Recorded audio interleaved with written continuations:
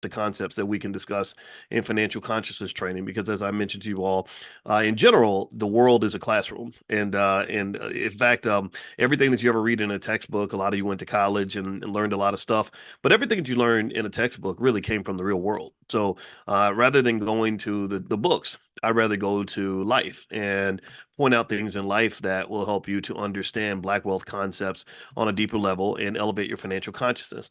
Also, remind me, don't let me forget. I follow closely with all this stuff going on with Trump and Biden and him dropping out and everything else.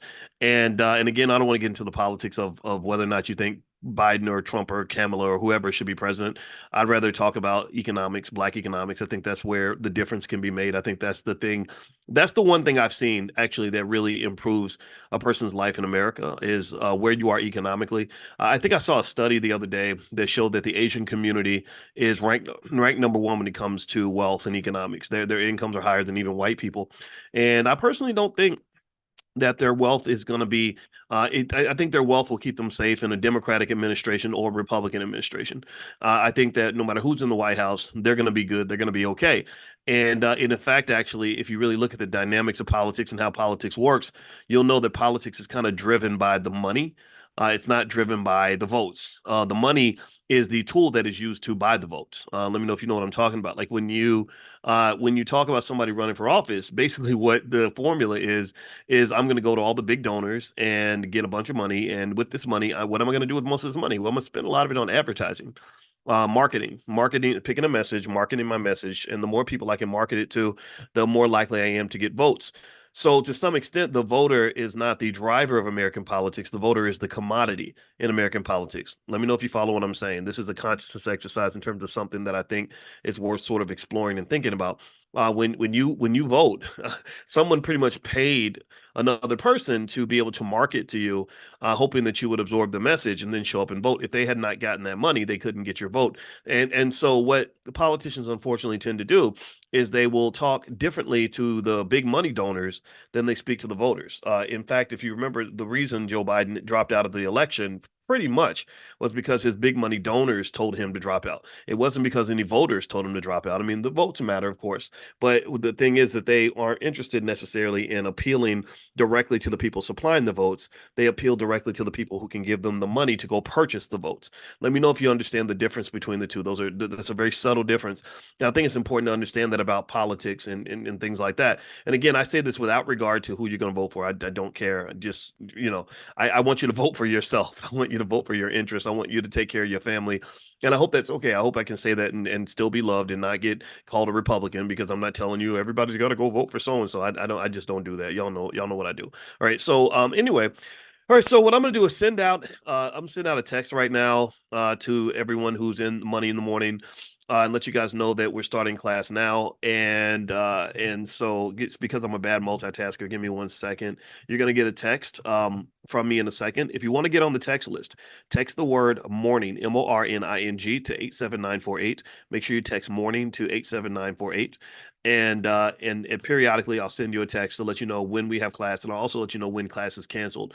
Because as you guys know, when I was in Europe this week, I had to cancel class a few times, mainly because the travel schedule. I didn't know I did a father daughter kind of business trip with my daughter, and literally she scheduled, I think, us to go to about 5 or 6 cities in a 7 8 day period or something. So I was always on a train. I was always moving. I was like, okay, girl, next time. Let me sit still for a minute so I can handle my business. And she got it. It was my fault because I delegate things. And so she, the whole year, she was like, "So what do you think about this? What do you think about this?" And I would be like, "Oh, I'm sure you got it. You got it. Whatever you think is best. I trust you." I should have been more hands on. I should have like looked at the, and because I looked at the schedule, and I said, "Oh my God, we're literally in this city only 12 hours. Like what?" And so she's super smart though. She went to Columbia, and she's not my biological child. If you saw two of my kids, you would know that they were not my kids, because one of them 6'2", and the boy is 6'9". But I love them like my own. My son, I talked to him this morning, and I love being a parent. I'm telling you, if you want to know the greatest, most impactful thing you could ever do in life, like raise kids, man. I mean, I just think it's great. I don't think that people understand how important that is for wealth. right? How important that is for wealth. I mean, you got to understand, if you don't raise good kids, your wealth will be depleted. Like, do you understand that? If you don't teach your kids, because your kids are your family is like this business, and your children are going to take over the business one day. And if you don't train them on how to run the business, they're going to let the business fail. The business will go bankrupt. The business will go bankrupt. And so trillions of dollars in black wealth gets lost because black families are pretty bankrupt. Black families have been destroyed on a systematic basis, and I'm very angry about this. I'm very upset about this, and I know some people may think I'm extreme about being mad about this, but to me, the problem doesn't go away just because you forget about it. The problem doesn't go away just because it's 2024 and you're not thinking about the things that happened in 1994. I think about things like the Biden crime bill all the time because I think about what devastation it caused, what kind of trauma it caused. I think about the war on drugs a lot because every time I see some young kid, who could be out here achieving great things and building wealth and building a great family, but they're out in the streets thugging or going in and out of jail or hooked on drugs or doing horrible things to women. I think to myself and I say, gosh, if that young man had come from a stable family, he would be an asset to the community instead of a liability. He would be something positive instead of something negative, and that's what you have. Unfortunately, a lot of the reason that the community struggles, in my opinion, particularly on an economic level, is because you have a lot of little liabilities kind of running around the community. You have a lot of people that listen to stuff, that a guy like me might say, and they think it's stupid and it's ignorant. They think that planning for the future is dumb. They think that building wealth is for idiots. They're into instant gratification. They get money, throw it up in the club, and do all kinds of crazy stuff with it because nobody ever taught them anything different. Nobody ever taught them about wealth preservation. See, you got to understand. Let me just give you a quick wealth lesson on this. I saw something interesting where the founder of Starbucks, Schultz, I think it's his name. Let me see who created Starbucks. Let me see. The founder of Starbucks, he wasn't the founder, but let's just see his name. I think his name was Schultz. No, Howard Schultz. He wasn't the founder. He bought Starbucks from somebody else. And I saw the story from Howard Schultz where Howard Schultz was explaining when he wanted to acquire Starbucks. And he said, I was a young guy, I didn't have much money, and I was kind of a squirrel trying to get a nut.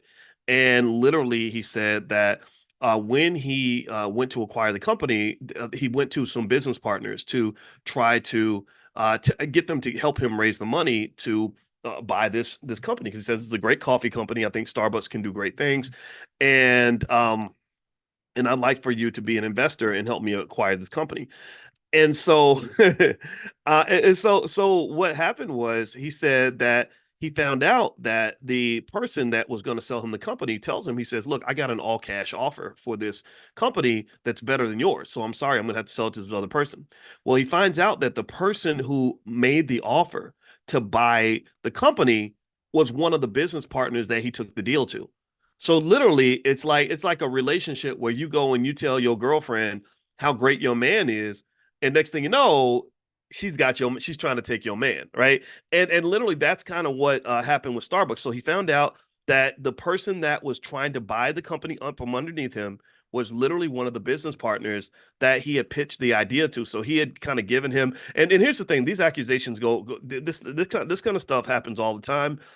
Even people like Tyler Perry, unfortunately, I don't know if he does it or not, but on Fly Nubian Money the other day, they were talking extensively about the numbers of people that have kind of tried to make the argument that Tyler Perry will have these open door policies where he says, "Hey, come on in, tell me about your idea. We'll consider making a movie from it."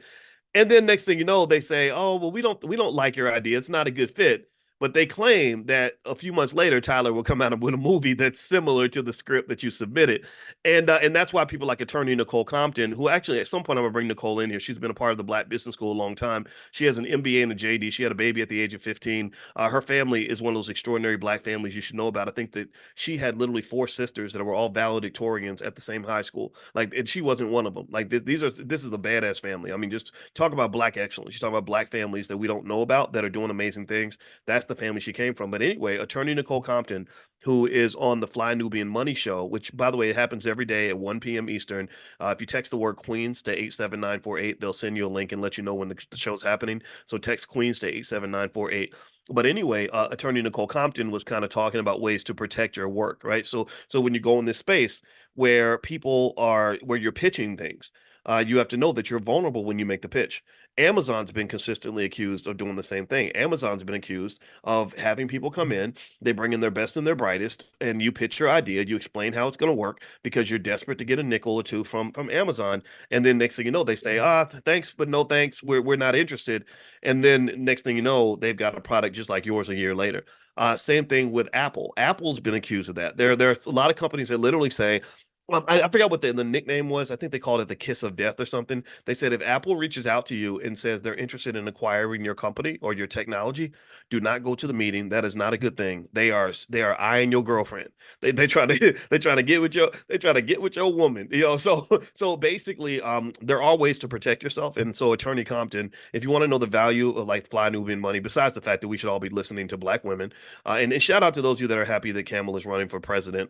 I'll be honest with you. I'm more of a fan of the idea of understanding the subtleties between being African American, a descendant of slaves, versus being black, internationally black. I think that those are both wonderful things, but you have to pay very close attention to the fact that in politics they don't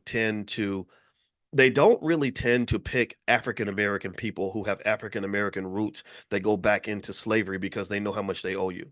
They don't tend to, if you look at Kamala, she's part Jamaican, part Indian. If you look at Ketanji Brown Jackson, I think that her family, is from another country, who's on the Supreme Court, by the way. And there were a few others. I forgot. I remember Barack Obama, and then you have Valerie Jarrett.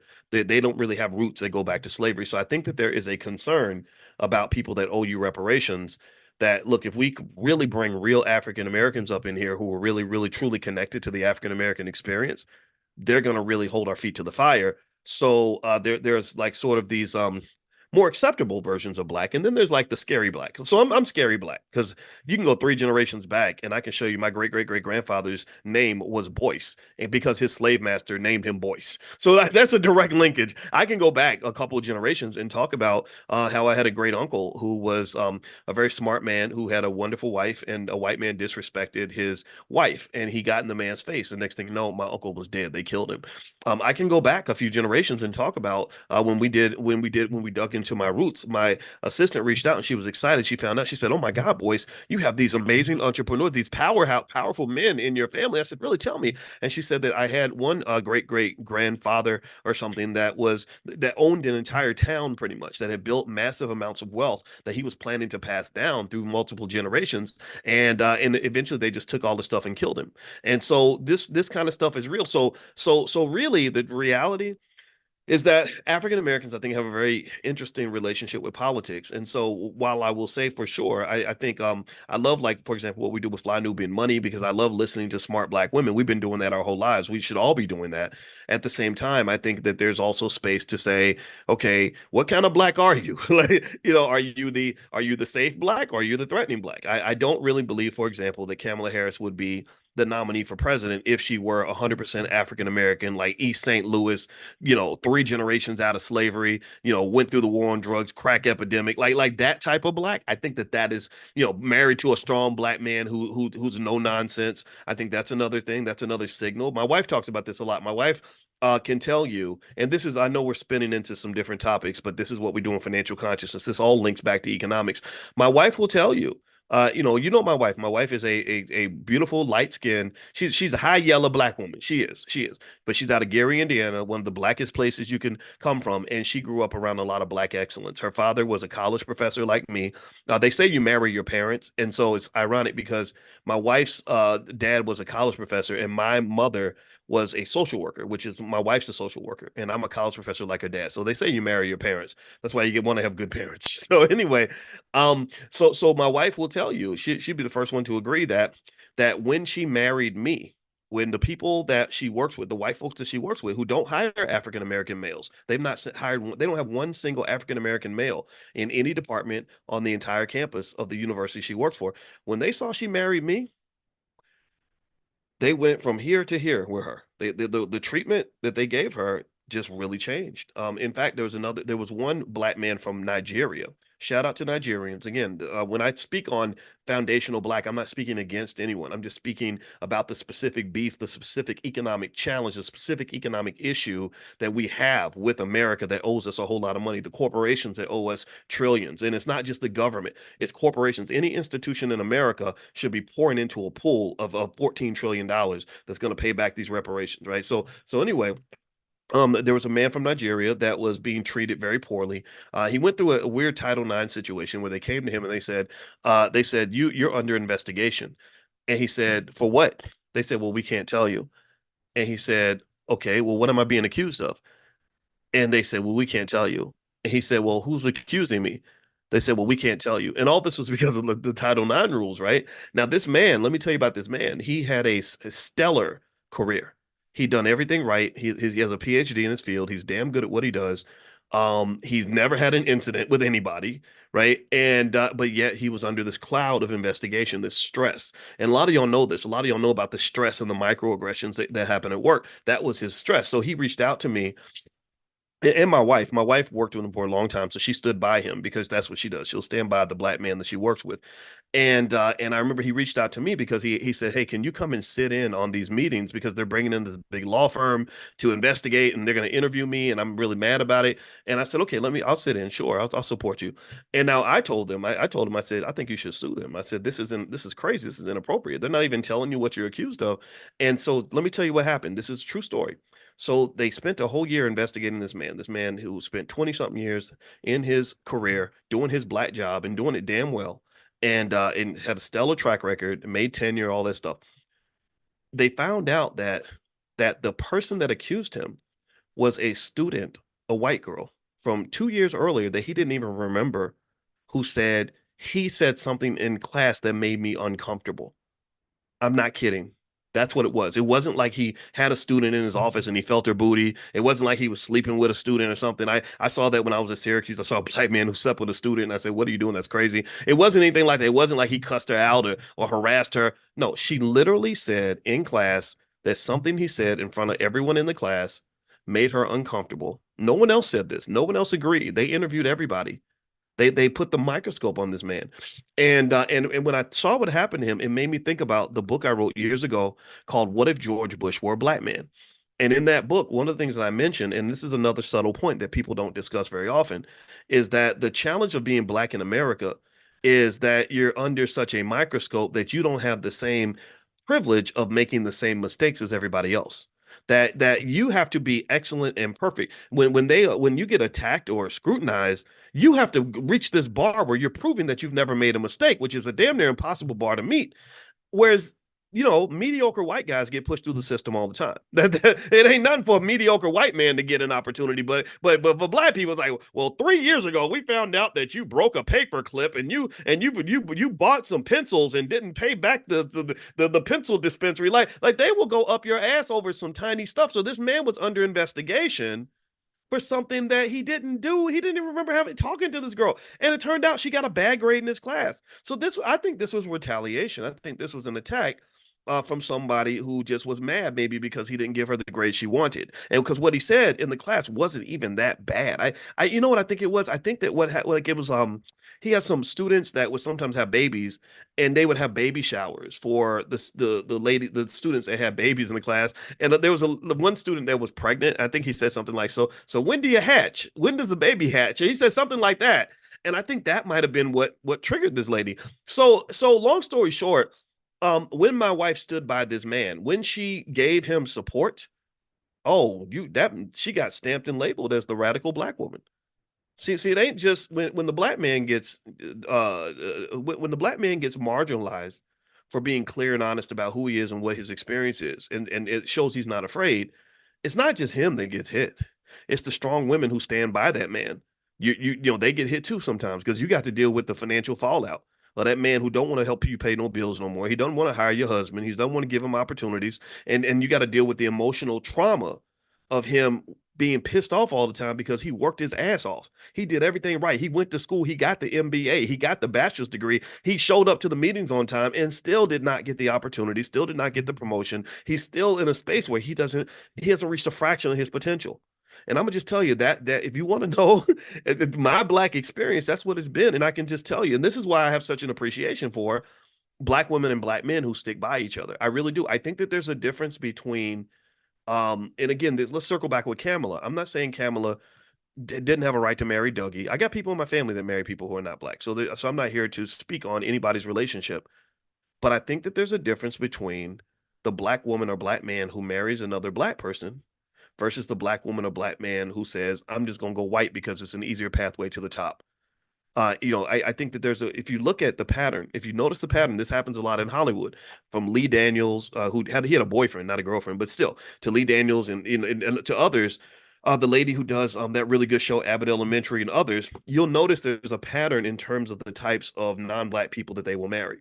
In many cases, they're from the Jewish community because there's a lot of wealth and power in spaces like entertainment, banking, and politics that you can connect it to. Ketanji Brown Jackson's husband, I don't know if he's from that community, but I know that he's like sixth or seventh generation Harvard, and Harvard is wields a lot of power. You can't get to the Supreme Court if you're not connected to Harvard, Yale, Stanford, stuff like that. Sometimes you luck out, but for the most part, you really don't. There was one point in time where I believe every single Supreme Court justice either went to Harvard, graduated from Harvard, or attended Harvard. The only exception at that time was Ginsburg, who went to Harvard, but she transferred because her husband got a job at Columbia. But still Ivy League, still very elite. And so with my wife, one of the things I thank her for is I say thank you for getting down in the dirt and down in the mud with me as a black man. I know the stress that you're probably getting when they Googled your husband and they started treating you different because they know my track record. They know I don't play when it comes to racism and all that stuff. I know what kind of flack you got when you stood by that black man on your job. I get it. That man deserves your support, and I'm so happy you stood by him. But when she did that, she got flagged, and that's what America does. See, this is an interesting commentary about America, in my opinion, where we got to understand that's what happens. You can be flagged as a certain kind of black person, and that will affect what kinds of opportunities they choose to give you. So the signals that you send in order to not be flagged might be, hey, no, no, no, no, my husband's white. Here's Dougie, right? Or no, no, no, I got a white wife. She's a Republican too. Whatever it is, right? And then they're like, oh, okay, you're cool. You can come into the club. Here you go. Here's your VIP pass. You can go on in. But you show up and you acting black and you got that black spouse and you talking and you really care about the black community and you really care about what's happening with us and solving black problems. It's not going to be easy for you. I think that the closest that I've seen that's really excited me actually was Michelle Obama. I think Michelle Obama just remarkably has been able to maintain a lot of popularity despite the fact that she seems to have those roots that I was talking about. And but if you notice, why do you think Michelle Obama doesn't want to be president? I think it's because Michelle has the same sentiment that someone like I do. She sees what I see. She feels what I feel. And she's like, this is a bunch of BS. This is a bunch of crap. So I think that there's a disconnect in America. There's a disconnect when you're black versus when you're not black, and that divide has not been bridged. So what's the solution, right? I always talk about we talk about the problem, but I don't want to stay on the problem. I want to talk about the solution. Well, a big part of the solution is black owned businesses. A big part of the solution is start building wealth and put as much energy into things that are black owned as you put into your black job. Your black job can be taken away from you at any moment. Your black job does not belong to you. Your black job cannot be passed to your children. Your black job is not an asset. Your black job, to some extent, for some of y'all, is a liability. Your black job is a label in many cases, and we take pride in these labels. Well, what's your black job? Well, I'm the senior manager at Procter and Gamble. But your name ain't Procter and your name ain't Gamble. So what are you bragging about, dude? Like, I'm not saying that's bad. I'm not making fun of you, but you carry a lot of swag for somebody who is basically an economic babysitter. Like you're babysitting someone else's wealth. You're like a financial security guard. Like you're guard, and there's honor in that. There's a lot of, I watch Game of Thrones and stuff. There's a lot of honor in being part of the king's guard and protecting the king's wealth. But at some point, I want to know, where are the real kings out here? Where are the queens out here? And why ain't we raising more kings and queens? Because as much as we can for sure 100% agree that you need all of the workers and you need all the support systems in place, you need all of that for sure. But you also need a king. You also need some leaders. You also need to make sure that when a kid comes out, when God blesses us with $1 trillion asset, like some young child who has extraordinary capabilities as it pertains to technology or extraordinary ability as it pertains to leadership, that we groom that child and prepare them, groom in a good way, not in one of those weird ways, but groom them and prepare them for their destiny. We prepare them to be the person that can not just go seek a black job, but can figure out how to create a black job. We some of y'all got kids that are literally supposed to be Neo in the Matrix, and you're raising them up to be scrubs. You cannot. The worst crime in the world, in my opinion, is to take an extraordinary child and do everything you can to let the culture make them mediocre. Literally, and this requires tremendous amount of foresight, a lot of financial consciousness, a lot of vision. You have to protect those children. Some of y'all got kids that are like the golden child, and you got to protect the golden child.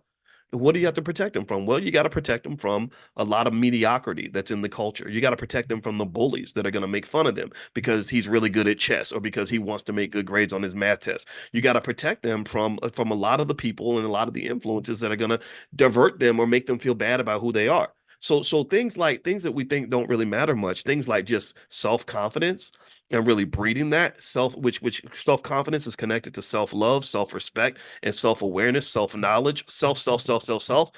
Having all that in place is very important because you don't want them to be taken off their track. Because let me tell you a story. So let me finish the story early. I was telling you all about that story with Bill Gates and or sorry, the Starbucks CEO, Charles Schultz. Is it Charles? I think it's Charles Schultz.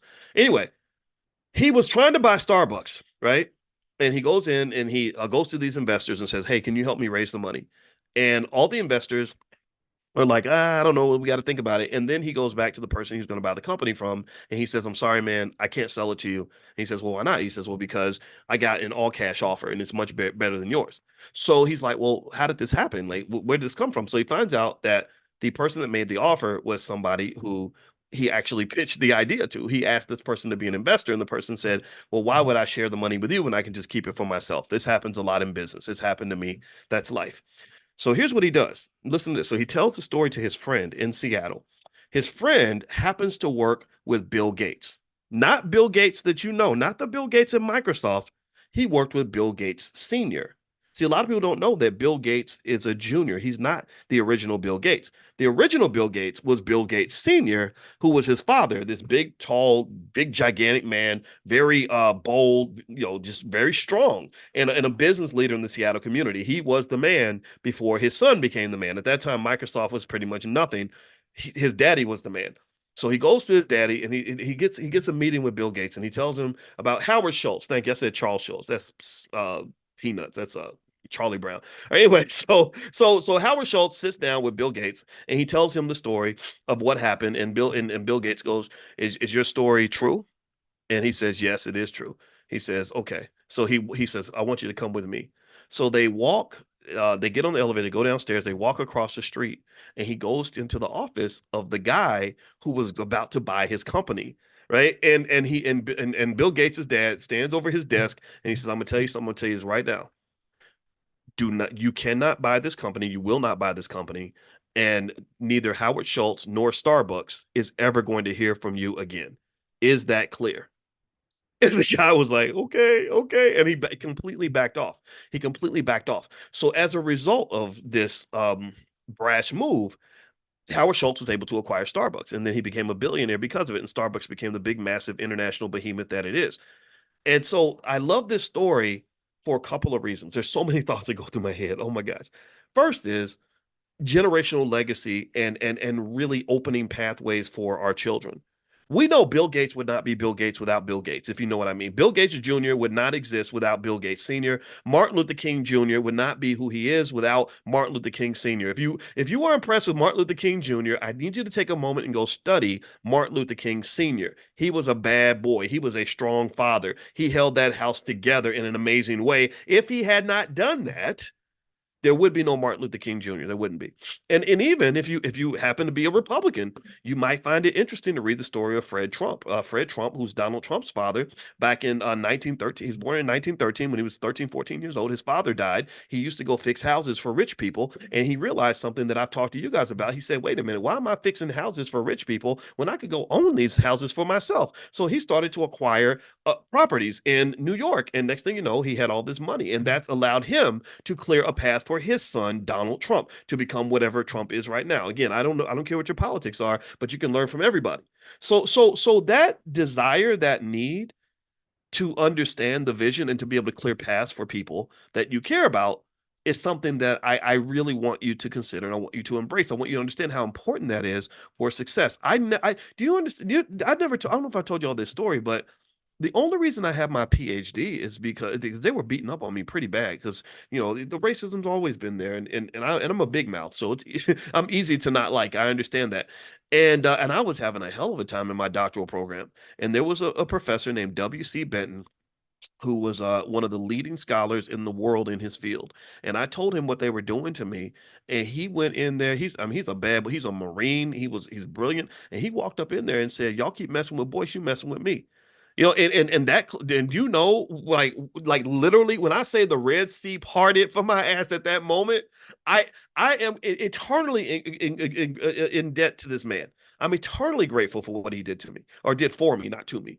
Right. So what I'm saying is that this to me represents that power of wealth, the power of ownership, the power of mentorship, guidance, the power of actually caring about the next generation and understanding the responsibility we have to create opportunities for them. You see, opportunities, because if you don't have anybody creating things for you, then you have to go through your life as a beggar. You have to go through life kind of just accepting what life hands you. And I feel like sometimes what we get stuck in is we get stuck in beggar mode. We get stuck in like, well, I just hope that Mr. Charlie gives me my black job so I can pay my bills. And I just don't think that that's the best of us. I don't think that's the best that we can do. I would definitely say that when you're talking about the next generation, which is more important than our generation for sure, I really think it's important that we really think about how we're going to clear the path for these kids. So one way that you can clear those paths is that it's easier to create opportunities for others if you have a certain level of financial vision. If you have a high level of financial consciousness and institution building, a commitment to institution building, starting with things like family. Family is an institution. Your family, if it's done properly, is a multi-million dollar asset. So if you ever want to get rich and you ain't got no money, I need you to remember that most wealth does not show up in the form of money. I need you to understand that your wealth is right around you. The gold is buried in your backyard. When you spending time with them damn kids, and you say those kids are gonna grow up and become like little stormtroopers for you. They're gonna protect the family brand, but it's up to you to be clear. You have to have a clear vision and a clear path of what the family brand means. You have to be very, very certain about that. For example, the Rothschild family. Y'all know the Rothschild name. The Rothschild name is an important name because there was a Rothschild in the 1750 or something who had four sons and told his sons the Rothschild name is very important. It wasn't. No one cared what a Rothschild was, but he told them that he manifests that. Do you understand? Like I believe that the word man is short for manifest, but women can manifest also, right? Y'all are the original givers of life, so we all have the power of God to manifest. So he manifests that. He manifests that. He told the little Rothschild boys, I know you ain't nothing now. I know we struggling. I know we broke. But that name is very important. And we're going to go show the world why that name is important. We're going to go carry that banner and we're going to fight for that. And now, if you say the name Rothschild, people get scared. They're seen as this sort of secret, powerful family that owns everything, right? You talk about the Rothschilds. Go Google the Rothschilds one day, and I want you to look how deep the conspiracy theories go. That literally this family just controls everything, right? But remember, it started from nothing. So my question would be, what is in your life? What do you have? What's going on right now that looks like it's nothing, but it really could be something? Where are you going to pour life into that thing? What are you going to fight for? Because I can tell you that if you're fighting for that black job, I don't know if that's the best investment of your time. I understand we got to go to work, we got to pay bills. I get all of that. I done paid many, many bills. I understand all this. But if I spend more time with my black job than I spend with my black child, the black job ain't really going to give me a long-term ROI. The black job is something that they can take away from me in a moment. If I mess up, they're going to fire me. And if I die at my desk because I've dedicated so much energy to my black job, They're just going to replace me. They're going to haul my dead body out of the office and replace me with someone else within a week. But if I take a lot of the energy that I put into my black job and put it into my black child, well, that child's going to remember me. That child is going to be grateful to me. That child is going to go out and carry the family banner in a way that I cannot. When I'm 85 years old, that child will still be young and be able to do what I would have done if I was in my 40s. But now I'm 80 something, so I can't do it no more. And that's important. See, pouring into people is important. And let me give you a real life example. Dr. Claude Anderson, y'all see how loyal I am to him. I'm very loyal to this man. I'm also very loyal to Dr. George C. Frazier. Let me tell you why I'm loyal to these men. I'm loyal to these individuals because they poured into me. I'm loyal to my grandmother because she poured into me. Our Panther in the Black Business School, that's my grandmother. Dr. Frazier, I talked to him this week. Dr. Anderson, I talked to him the day before that. And all these individuals, my grandma's in heaven. Dr. Frazier is approaching 80. He looks like he's 60, but he's almost 80. Dr. Anderson is 86, 87, and he's tired. Well, guess who's carrying the banner for them? I ain't tired. I don't get tired. I don't get tired. You understand? And I bring their names to you on a regular basis and carry the banner because to do things they cannot do. So what? And it's because they invested in me. That's what it was. Dr. Anderson, he was kind to me. He taught me things. When I went to him and I wasn't sure about stuff, he helped me gain certainty about what I was doing. I remember saying to him in 2006 when I first met him, I said, "Gosh, I'm at Syracuse, and you know how they get when they see that you're all into pro-black stuff, they treat you like you're radical." And he said, "Ain't nothing wrong with being radical." He said, "Being radical is good." He said, "You should be radical." He said, "To fix problems in the black community, you have to be radical. They were radical when they created the problem. You got to be radical to fix it." So I was like, "Yeah, I'm radical. That's right." Like sometimes kids need that. And sometimes it's not even about teaching them specific skills and sciences. Sometimes it's about just giving them that boost of confidence and letting them know who the hell they are. Do you understand what you representing? Do you understand how important this is? Do you know how we do it? They not like us, but we like each other. We're gonna go out here and make some things happen. So I believe deeply that a lot of the battle that we have is partly intellectual, but a lot of it is really spiritual, and a lot of it also is about sacrifice, commitment, and discipline. If you have a vision and you are a spiritual person that believes in what you're doing, then you're going to eventually develop the discipline to commit to the things and fight for the things that you believe in. So similar to the way Bill Gates's father fought for Howard Schultz to be able to buy Starbucks, I think that we should all be fighting for something that relates to somebody that we care about, somebody that we want to see succeed in the world. What the hell are you fighting for? Because I can just tell you, I some things I don't fight for. I'm not interested in fighting for a black job because I don't care about Massa's company the way I care about my own or care about something that's in my community. I'm not really fighting for the Democrat Republican stuff. I know some of y'all get mad, and I hate this. I hate it hurting your feelings like this, but I've never seen any benefit. I have not seen. I I had a chart. I gotta show y'all this chart. When people ask me like, why do you not care about the elections and all that? I think it's interesting. Like I analyze it like you analyze a football game, like whether the Cowboys are going to beat the Eagles. Like I can speculate on it all day, but it's not that important. It's not going to change my life. Let me show y'all a chart. I'm gonna pull this chart up. And by the way, I wanted to mention if you're not on the text list to be invited to our morning class, we do this every single day at 10 a.m. You can text the word morning to the number 87948. Text morning to 87948. Also, for those of you that do believe Trump might win, for example, I did pull together a list of stocks that they say you should buy if you think Trump is going to win. And I'll text that list out later on this afternoon. So feel free to text the word morning to 87948. I'll send that to you. All right, so let me share my screen and show y'all this. Let me show y'all this real quick. So this is a chart here with black wealth versus white wealth. And if you look here on this chart, you can see that basically nothing has changed. You can see on this chart that literally, if you go all the way back to the 1950s, you'll see white people had a whole lot more wealth than black people. And as you proceed forward, you'll notice that this gap has not shrank at all.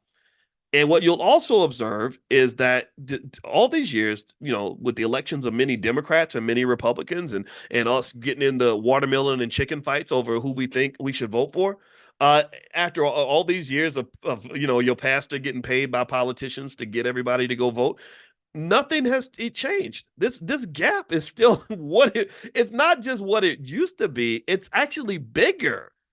It is bigger. Look at this.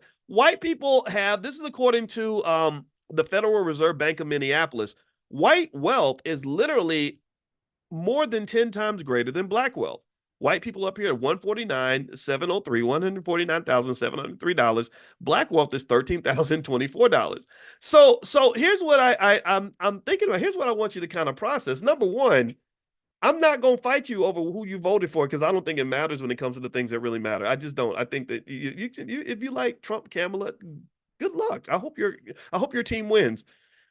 The other thing I want you to understand, here's what I need y'all to process. This is what I see. This is the curse of having a PhD in finance. It's very difficult because I see things sometimes, and it's like seeing dead people. It's like seeing ghosts because I can see things other people don't see, and they tell you that you're crazy.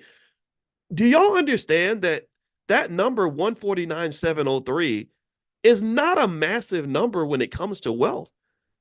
Do you understand that any person in this room, if they make a very basic generational wealth plan, I'm talking about basic, not advanced, not fancy, not specific asset allocation strategy. I'm talking about some basic stuff where you literally invest at the level of a 4-year-old monkey. You could easily pass that 149 number in half a generation. Easily pass it. If you were to just have taken all of the money that we spent in the last 20 years on Nikes, iPhones, Gucci, car notes, going out to eat, whatever the hell, whatever we spend our money on, if we take even a fraction of that and consistently put it into the stock market, into S&P 500 companies, every single one of you would have a net worth that is higher than the white people in this chart. There's nothing magical about being white. There's nothing magical about it. Then they got a head start because they can pass wealth down. Remember, let's not forget their community has to own up to the fact they spent hundreds of years stealing our stuff. They owe us money. You owe us. When can we expect payment? Because you're not an ally until you give me my money. But if you decided that you wanted to fix that, if you just decided, hey, I want my kids to have some real privilege in this world, all it takes is a little bit of investing on a regular basis.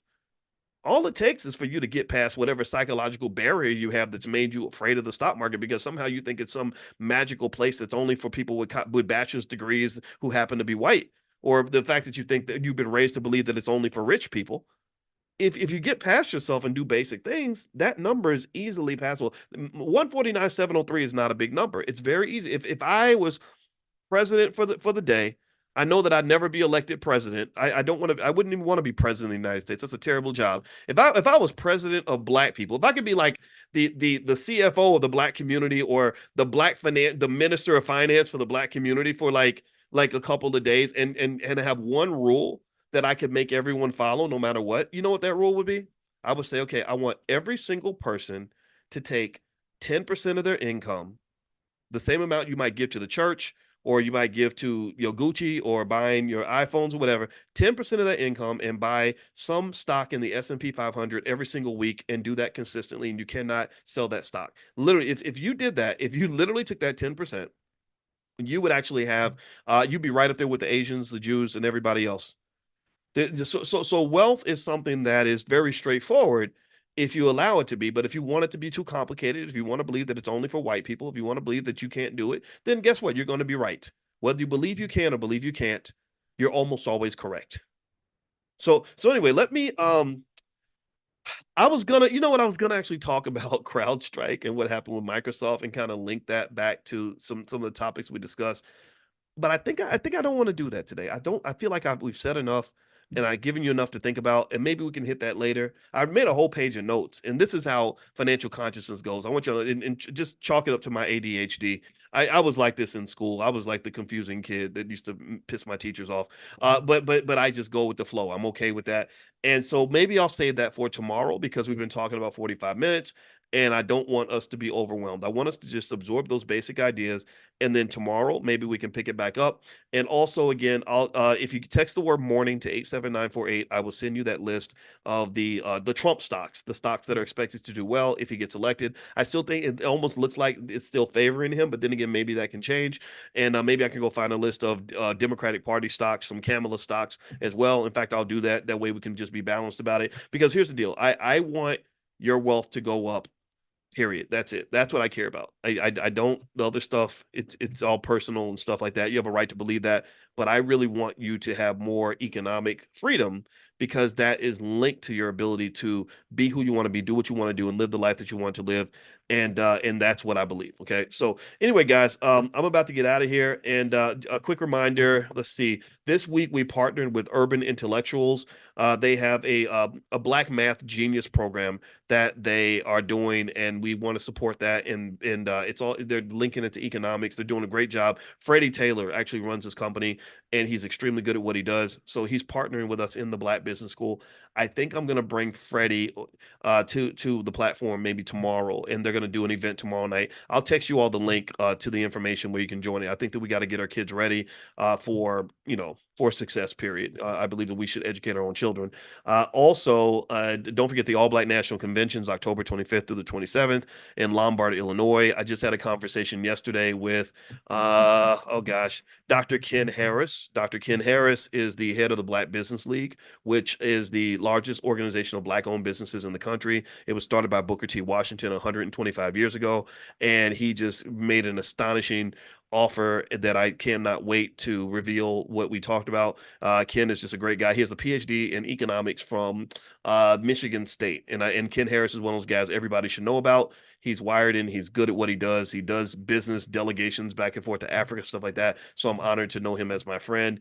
And there's some other things that we have sort of cooking for the convention. And then, of course, you guys know we have the Egypt trip coming up in a couple of weeks. I'm sorry I can't invite you because it's sold out very quickly, but we are going to do another trip, probably South Africa, and we'll announce all those details and give you a chance to sign up at the convention. So if you want to learn about the convention, you can go to allblacknationalconvention.com. That's allblacknationalconvention.com. So I hope to see you there. God bless you. Hope you guys